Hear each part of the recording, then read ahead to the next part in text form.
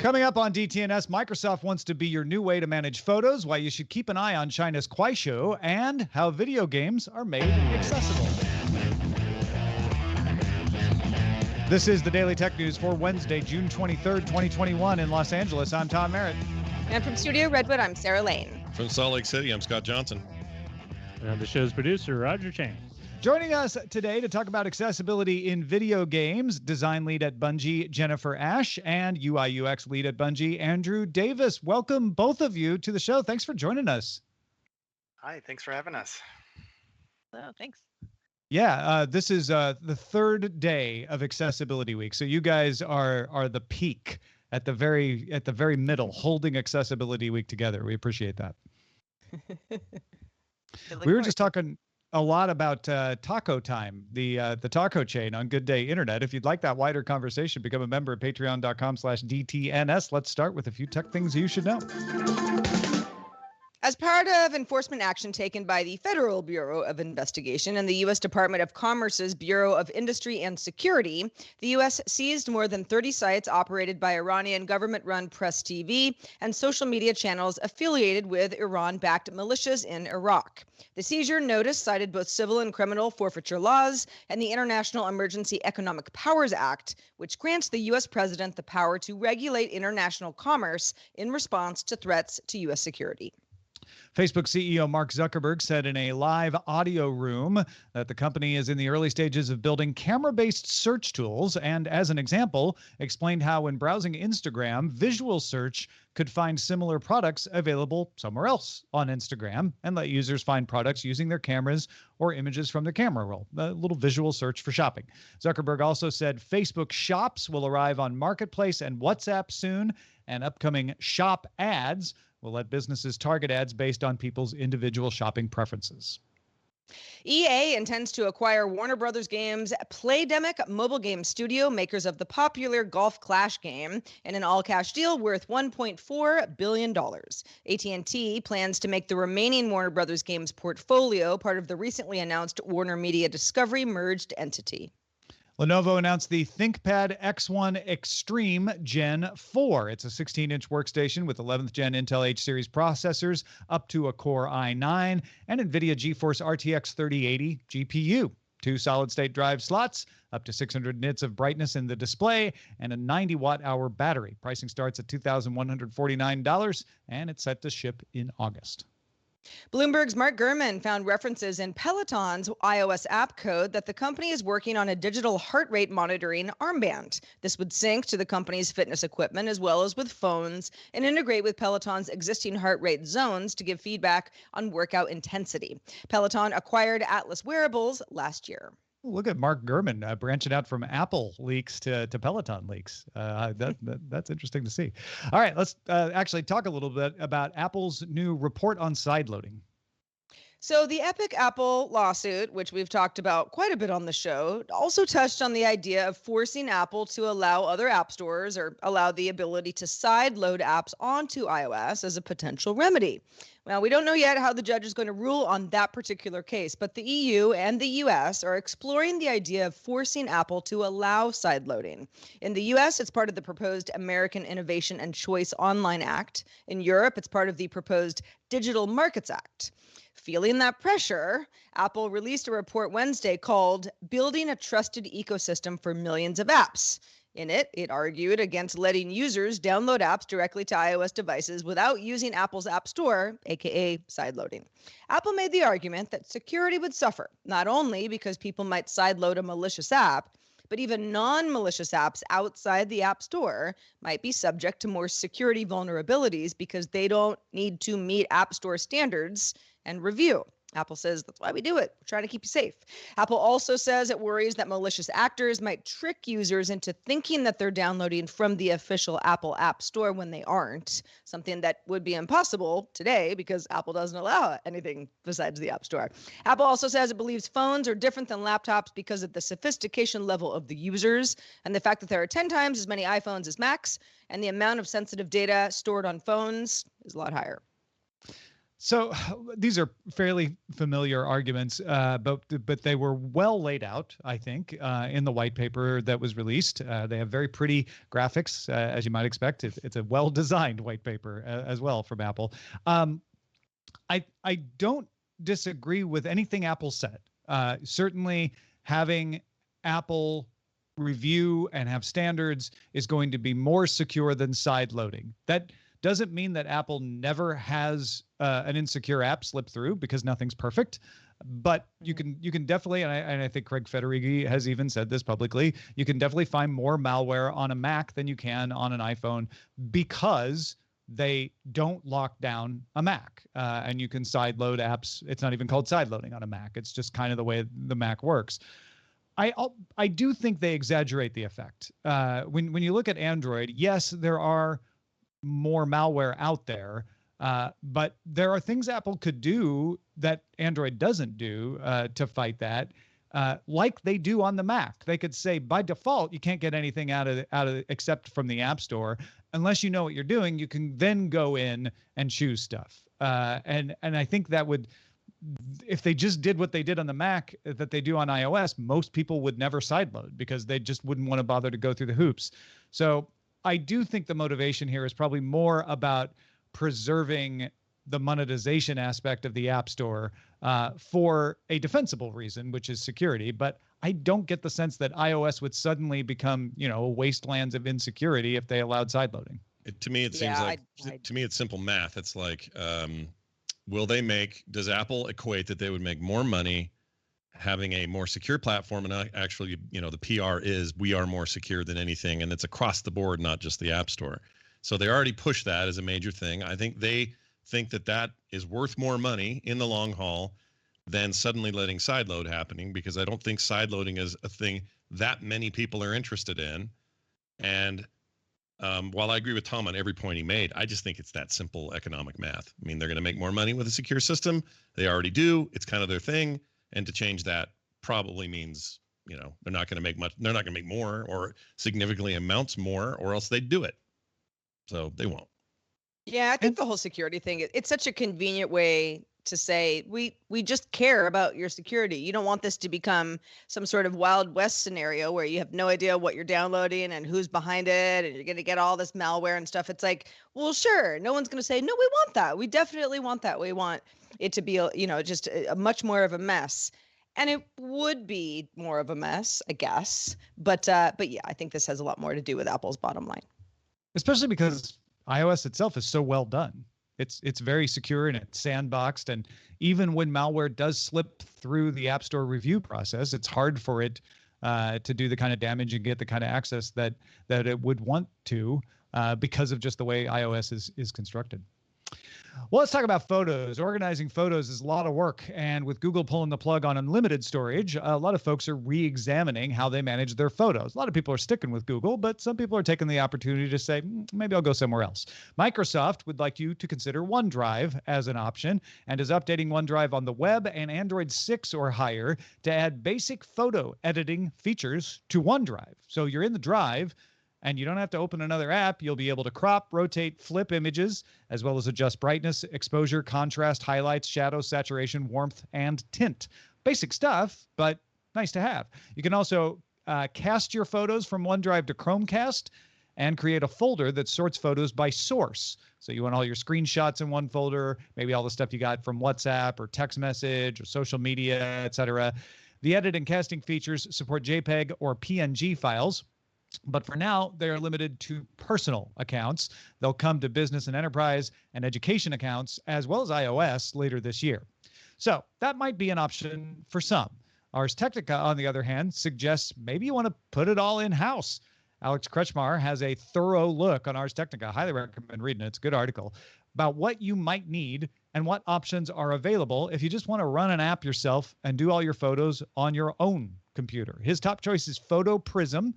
It's an open source app that uses Google TensorFlow machine learning to classify your images by subject, detect duplicates, and extract location data. It also supports WebDAV, which is useful for keeping in sync with other Photo Prism installs. So if you have it on multiple machines, you can keep them all in sync, as well as keep it in sync with any self-hosted cloud platform you might have on Nextcloud. It works with that as well. I was curious, seeing all this news, how you all organize your photos these days, because the short answer for me is short. I don't. I have a big photos folder, and I don't do anything to them. They're all just in there in a mess, and I probably ought to do something about it someday. Scott, sound like you were probably in the same boat as me. Yeah, I'm not only in the same boat. I'm like in the same exact boat. Paint, name, everything. That boat. You and I are on that boat because my whole thing with photos has always been I don't always like gallery stuff. I don't necessarily care about an AI saying these look like they were all taken at the same party on the same date or any of that stuff. Just not interesting to me. And I know that we are probably in the minority here. I know, I have no qualms about that. But I really just like the idea of I want to preserve these memories. I want to put them in these digital boxes, and then I want to back up those boxes, and I want to have it local, and I want to have it on the cloud, and I want to have it everywhere so that 20, 30 years down the road, all my photos are somewhere. I don't really care about all that other stuff. So I don't use iCloud photo stuff. I have Google Photos for a backup, and that's it. So I have a third option where it all goes there. And I might do that here just to have it synced. I've got some space on OneDrive. Why not? But I don't think I'm not the target here, unfortunately. I'll bet there's lots. Sarah, I'll bet you're probably jonesed about this idea of keeping track of all this stuff in this way. Well, you use an iPhone, right? Yeah, I do. I'm telling you. So when you say I don't use any of that iCloud stuff, I'm like, that's the easiest one. Yeah, it is. Now, iCloud is, for the storage that I need. It's not free. In fact, it's not free. Well, no, it's free at a level that's too low for me. But I pay a nominal fee per month, and that's really photos backup. That's mostly what I'm paying for. Everything that's on my current phone, which is a few years old now, but has a lot of storage. I mean, every photo since 2010 is on this phone because I do an iCloud backup every time I get a new device. That's also all in iCloud, or it's in my Photos app if I open it on macOS. And I was thinking about this because there was a time, even, back, when Google Photos was just one of many options that you had if you wanted to do backups. For a while, I was auto backing up everything I took on my phone because that's just sort of become my dominant device that I take photos on, to Flickr. I was backing up to Amazon Photos, which, by the way, you can still do if you're a Prime customer and it's unlimited photos. So if you're like, hey, it doesn't exist, well, if you're a Prime member, I mean, something to look into if you're not doing it already.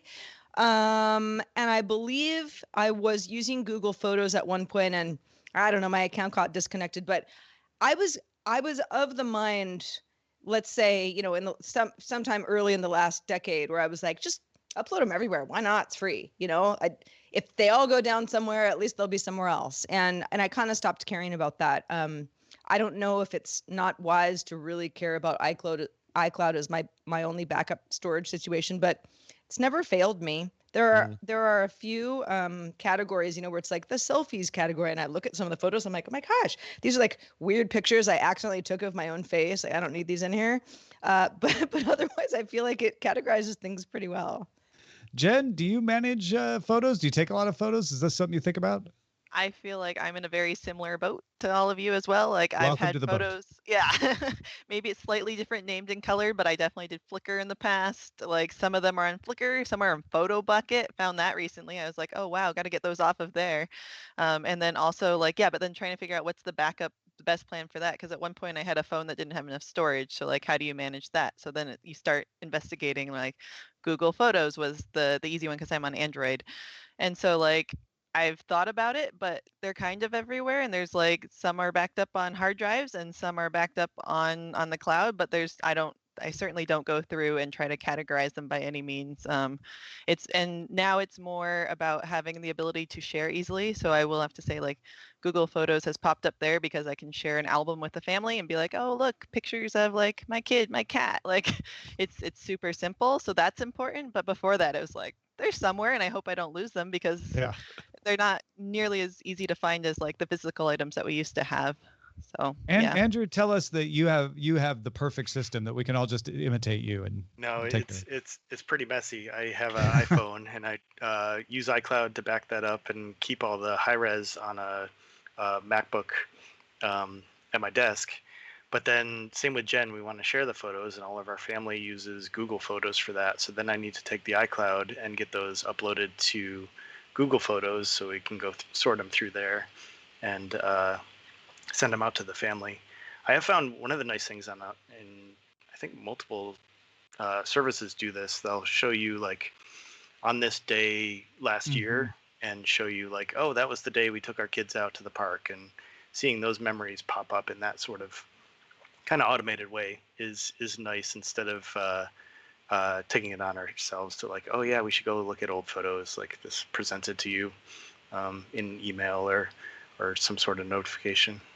Yeah, no, I like those apps too. So, well, send us, folks, your photo organization methods, feedback at dailytechnewsshow.com. Meanwhile, we have a new service for you to start making videos for that you'll have to keep track of later. Oh, indeed. In fact, you may have heard of Kwai Show, but if you haven't, keep an eye out for this one. It's a maker of a popular Chinese video sharing app. In fact, a lot of people are using it. Kwai Show announced Wednesday that it now has 1 billion monthly active users across its various platforms in China, as well as its international apps, Kwai and Snack Video. For comparison, TikTok owner ByteDance reported 1.9 billion monthly active users across its platforms, and Tencent-owned WeChat, which is the app for doing pretty much anything in China all in one, has 1.2 billion. Kwai Show plans to spend $1 billion in the U.S. this year to challenge TikTok overseas. Well, TikTok overseas, the U.S. being one of those places, starting in South America and Southeast Asia. Yeah, they're going to spend $1 billion in U.S. money in South America and Southeast Asia is what they're targeting. But yeah, they may eventually come to the U.S., which is why you want to keep an eye out for these, because when Douyin was a video app on the rise in China, if you had kept an eye on that, you wouldn't have been surprised when they bought Musical.ly and turned it into TikTok and became a sensation. It's not a guarantee that this will happen, but it's one of the rising stars in China. So something to pay attention to, because that I don't know that it affects your life, but you will maybe know when this thing shows up and everybody's suddenly using Snack Video, and you're gonna be like, oh yeah, Kwai Show. I saw them coming. Yeah. Yeah, no kidding. Didn't it feel like, I mean, it felt like TikTok kind of came out of nowhere for a lot of people, but it's the same pattern, right? They're a huge investment. Stuff starts to happen. Then we all go, what's TikTok? I'm not ready for another social network. This sounds lame. And then it takes over everything. So I've learned not to, to bat an eye on this stuff. I kind of keep an eye on it and see what happens. Yeah. Well, what I'm trying TikTok? What will it Yeah. kind of trying to figure out is, okay, I get the idea, and I get that there are already a lot of users.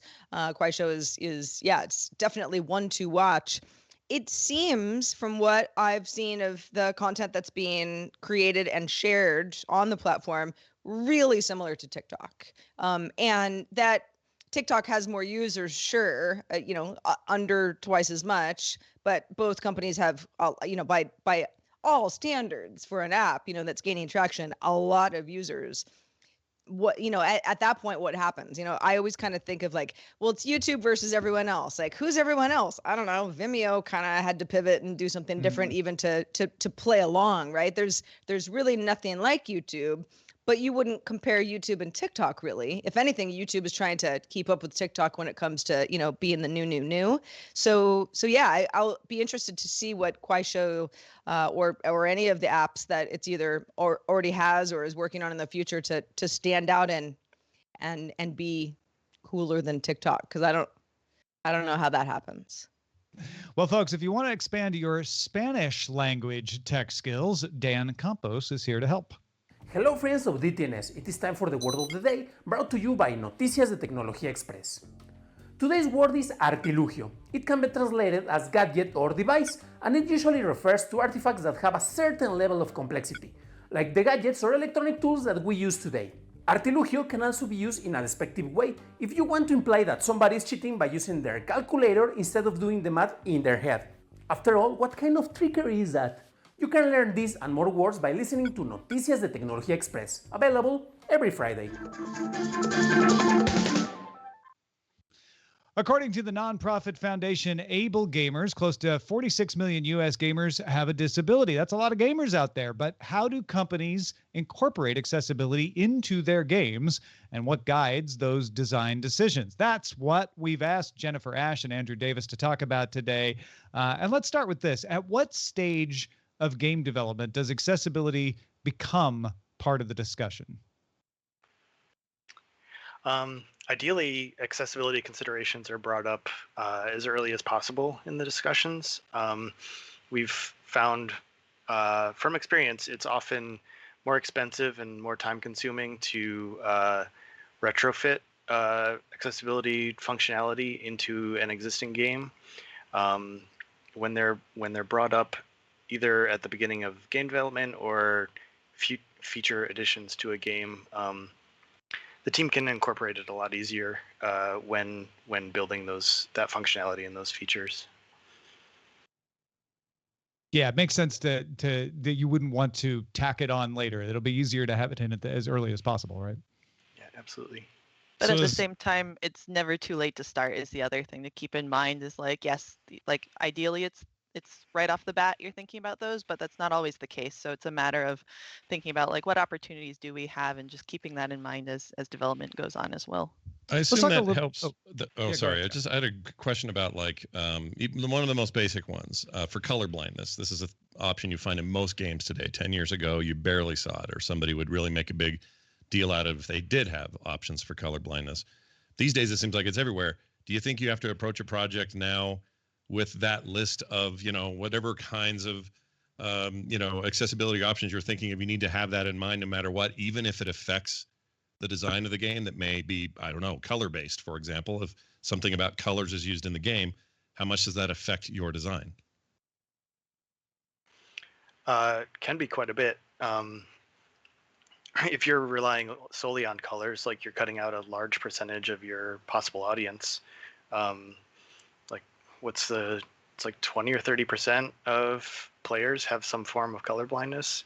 So if you're relying just on that, it can really have an effect on the number of players who can dig in and really enjoy your game.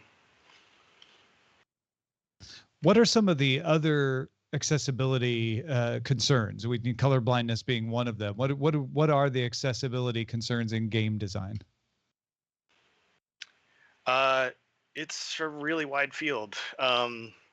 Some of the areas that we've focused on, at least early on, are things around visual acuity, color blindness, subtitle options, like making sure that text is readable in your game, both in just standard UI screens and subtitle support.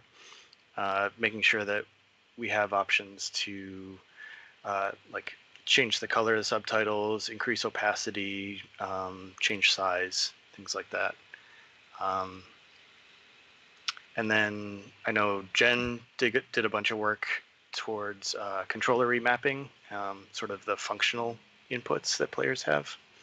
Yeah, and that took into account things like cognitive and mobility disabilities, because not only is it the actual controls themselves, which is part of gameplay, actually making those decisions, but it's also a part of how you present those choices and how people can change those settings is also part of the consideration. So that's an important, it's not just visual, it's also mobility, and how do you make this as simple as possible? How do you make things usable as possible, which comes down to being able to correct your errors or change things to make fit what you need and try them out. And so there's a bunch of different factors that can play into different approaches you can have for approaching these accessibility features. Players can have disabilities that affect all of their senses. So anything that the game is like outputting, visual, the touch and audio, all of that could video games can take those into account when designing features and trying to support these disabilities. Who gets to test this? How do you test to see if what you're doing is working? There's a variety of different ways you can approach this. So there's no like one answer. Some examples that I've seen and heard about, you use internal participants. So you reach out to your employees and see who's affected by certain things. What are some things that we can bring you in to have you try this out desk side? Like that's the quickest solution, of course, available to you. But also you can source panels of participants from people like able gamers and special effects set up panels and can connect you with different people with different disabilities to test out features. You can also reach out to like local groups. Like there are people with disabilities, like people that are hard of hearing or veterans or things like that they can reach out and be like, hey, we've got a game company or a company that's really interested in having you give some feedback. Are you interested? And then you can obtain people through those as well. So there's a lot of different methods to try to get at what you're trying to understand, but there's also just the fact that like you can integrate it into your game design as is. Because there's standards for that, things like that. Yeah, there can be guidelines that, like in talking with accessibility consultants and organizations like Able Gamers, you can come up with guidelines, and then at that point, you can get your internal test team to like test. Well, anybody in the game company design and test to kind of run checks against what you're making and see if they meet the guidelines that have been set out to support some of the accessibility concerns. And to be fair, like this is a pretty known area in software. So like there's a lot of guidelines already out there from major companies that post like, here's website accessibility. Well, it's not the same. It's still like, how do you view text on a screen? It's still text on a screen. So you can still kind of reach out to do that. But other larger companies like Microsoft have already put out guidelines for games in specific. So you can, and that's fairly recent. They updated those and made those available. And there's also a lot of special interest groups out there for games. So like the International Game Developers Association has a special interest group specifically for game accessibility. So they have a conference every year that they present different topics at. Also, this kind of overlaps with user research and user experience design. So like the Games User Research Summit this year had like I think like at least 3 different chats about it, different talks, and that was really exposed recent games that came up as well as board games of how do you approach accessibility testing for it, things to be aware of, and how to set those up. So like there's a variety of different ways that you can start with understanding your guidelines as best practices when creating things as well. It sounds like this has become industry-wide. This is not something that just a couple of companies are doing. Yeah, that's right. There's it's definitely become a lot bigger of a focus in the last 2 to 3 years. Like before, you'd see a lot of there'd be an advocate in the company or a few, and it'd be just kind of an understood like, yeah, that's important. But recently now there's actually like teams being built at larger companies and individuals that have specific roles that take on this this focus. So it's not just ad hoc kind of representation. It's actually a focused and understanding about how does this fit in. So if someone wants to get into the game design accessibility field, how would they do that? That's a good question. Neither of us are specifically that role. I think I would start looking at understanding, like a lot of it comes down to user experience design, understanding like human ergonomics, human factors. And I would look for the game accessibility special interest group and really see like reach out to them and understand what of the individuals getting jobs in this space, what's a common trait or role. Andrew, anything to add? No, I mean, for me, it's always been like trying to be sort of the best ally as possible. When you hear about players with concerns, like don't take it for granted, like take it seriously and see what you can do as coming from the UI side of things, like what can we fit into the schedule and help these players out. Yeah. And we mentioned it a couple times in the course of the conversation here, but if you are interested from the accessibility side, ablegamers.org, definitely go check that out. Seems like you guys work with them quite a bit. Yeah, we're in touch with them pretty regularly as consultants and just generally bouncing Q&A sessions off each other. Excellent. Well, thank you guys for sharing your knowledge and insight on that. It's a great reminder that accessibility isn't, just about word processing and more practical things, but it's important for having fun and playing video games too. All right, Sarah, let's check out the mailbag. We got an email from Guy who had thoughts on our conversation last Friday's show, and Amber Mack was joining us on that show. And we were talking about Apple saying that it embraces failing internally, and the public doesn't see all our failures, but trust us, we have stuff not coming to market all the time. Guy says Apple can allow themselves to actually develop a whole product and then simply write it off and not ship. With smaller companies, the best way to succeed is to move fast and fail fast. You think of a product or a feature for that matter, develop its MVP alongside with relevant metrics for success and ship it in order to get the real customer feedback. If you're wasting a lot of time, this burning through precious cash, perfecting a product internally to avoid failing, failure is almost guaranteed. Well, thank you, Guy. Appreciate that personal expertise and insight as well. Keep those feedbacks coming. Feedback at dailytechnewsshow.com. Indeed. We also like to shout out patrons at our master and grandmaster levels. Today, they include Robert Hillman, Tim Ashman, and Johnny Hernandez. Also, a special thanks to Alex McQuilkin, one of our top lifetime supporters for DTNS. Thank you for all the years of support, Alex.